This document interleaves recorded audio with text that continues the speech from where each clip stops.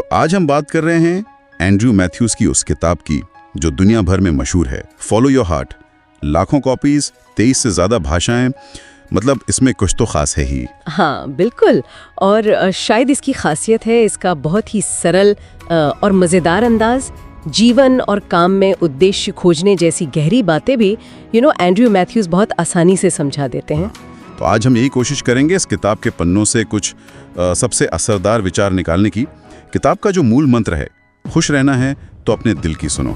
चलिए इसी पर थोड़ी गहरी चर्चा करते हैं। जी, किताब की शुरुआत ही एक बहुत बुनियादी सोच से होती है कि ये दुनिया, ये जीवन, ये एक पाठशाला जैसा है और हम सब यहाँ सीखने आए हैं। सीखने आए हैं? हाँ, और दिलचस्प बात यह है कि जिन्हें हम अक्सर मुसीबतें या क्या कहते हैं मुश्किलें समझते हैं ना, हाँ, अक्सर वही जिंदगी के सबसे बड़े टर्निंग पॉइंट्स या सबक बन जाते हैं। ये बात तो है। वो सोचना कि मेरे साथ ही क्यों, इसके बजाय ये पूछना कि मैं इससे क्या सीख सकता हूँ।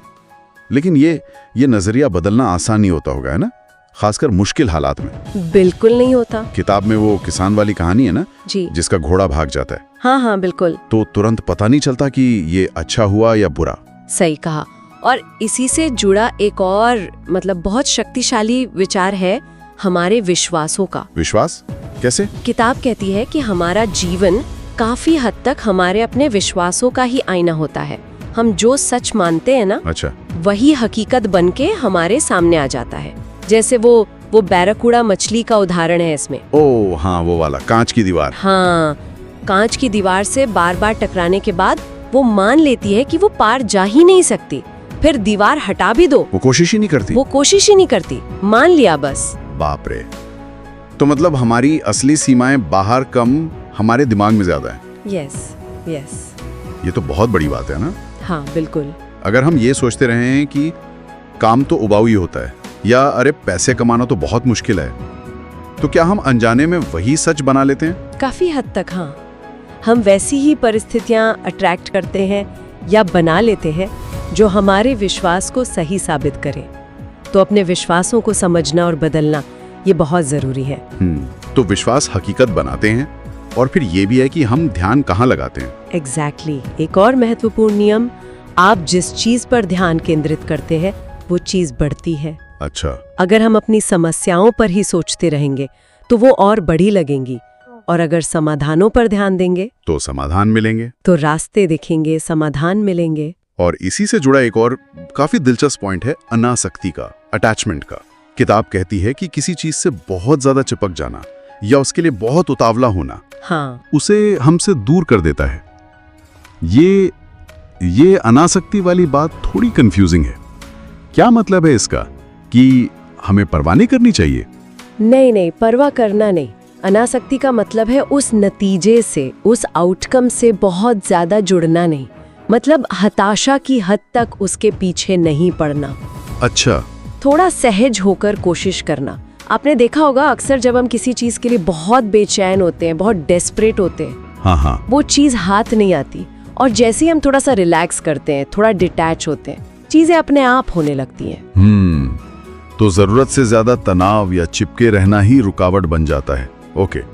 और फिर आता है किताब का टाइटल ही, अपने दिल की सुनो। हाँ, वही जो किताब का एसेंस है। वो काम करो जिससे आपको सच में खुशी मिलती है, प्यार है। पर क्या ये रास्ता आसान होता है? जरूरी नहीं। किताब भी कहती है कि दिल की सुनने से रास्ता आसान हो जाएगा, ऐसा नहीं है। पर हाँ, दिलचस्प जरूर हो जाएगा। दिलचस्प, हाँ ये बात सही है। और सबसे है शुरुआत करना। हाँ, ये बात मुझे बहुत जरूरी लगी। अक्सर हम सोचते हैं कि पहले सही मोड़ आ जाए या पूरी तैयारी हो जाए तब शुरू करें। बिल्कुल, टालते रहते हैं। पर किताब कहती है कि वो जोश, वो ऊर्जा, वो काम शुरू करने के बाद आती है, पहले नहीं। हाँ, जैसे वो ऑफिस की सफाई वाला उदाहरण है ना किताब में। हाँ। बस शुरू कर दो, एक कोना साफ करो, अपने आप जोश आ जाता है पूरा ऑफिस चमकाने का। तो परफेक्ट मोमेंट का इंतजार मत करो, बस शुरू कर दो। सही है। बिल्कुल। और आखिर में एक बहुत जरूरी बात है, स्वीकार्यता, एक्सेप्टेंस। स्वीकार्यता मतलब प्यार का, चाहे वो खुद के लिए हो या दूसरों के लिए। उसका असली मतलब है स्वीकार करना, जैसे वो हैं वैसे, बिना शर्त। दूसरों को बदलने की कोशिश करने से बेहतर है खुद को बदलना, या यूं कहें खुद पर काम करना। दूसरों को बदलने की कोशिश में बहुत एनर्जी जाती है और नतीजा अक्सर कुछ नहीं निकलता। तो ये वही बात हुई कि दुनिया एक आईने की तरह है, जो हमारे अंदर है वही बाहर झलकता है। एग्जैक्टली जीवन को बेहतर बनाने के लिए बाहरी परिस्थितियों को बदलने से ज्यादा असरदार है अपने अंदर के विचारों और नजरिए को बदलना। जब हम बदलते हैं तो दुनिया हमारे लिए अपने आप बदल जाती है। वाह! तो अगर हम संक्षेप में देखें तो फॉलो योर हार्ट हमें क्या सिखाती है? देखिए, मुख्य बातें हैं, जीवन की चुनौतियों को सीखने का अवसर समझें, अपने विश्वासों को पहचानें और जरूरत पड़े तो बदलें। अपना ध्यान सही चीजों पर लगाएं, यानी समाधान पर, न कि समस्या पर। सही। अपने दिल की सुने, वो करें जिससे खुशी मिले, और सबसे जरूरी शुरुआत करें, इंतजार न करें। और स्वीकार करना सीखें, खुद को भी दूसरों को भी। बिल्कुल, यही सार है। सुनने में ये बातें कितनी सीधी साधी लगती हैं, है ना? हाँ। पर इनको असल जिंदगी में उतारना शायद यही असली चैलेंज है, और शायद यही बदलाव लाता है। हाँ, अमल करना ही सब कुछ है। किताब का एक अंतिम विचार मुझे बहुत अच्छा लगा। जिंदगी में हमारा मिशन दुनिया को बदलना नहीं है, हमारा मिशन खुद को बदलना है। उठ सकते हैं सोचने के लिए हाँ। कि आज अभी अपने नजरिए में ऐसा कौन सा एक छोटा सा बदलाव लाया जा सकता है जिससे जीवन की दिशा थोड़ी सी ही सही पर बेहतर हो सकती है।